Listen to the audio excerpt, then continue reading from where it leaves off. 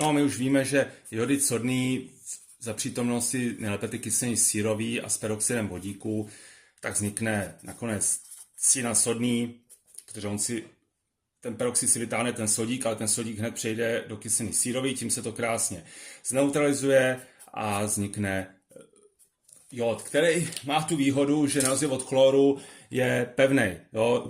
Zase má nevýhody, že už není tak reaktivní jako ten chlor. Jo. Takže tady dáme trošku toho peroxidu, vidíme, co se stane.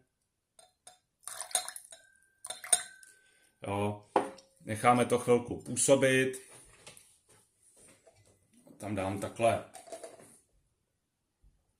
Vidíte krásně ty fialové páry toho jodu, který se uvolnil z ty krystalických struktur toho jodidu sodného a krásně to je teplý. Jo?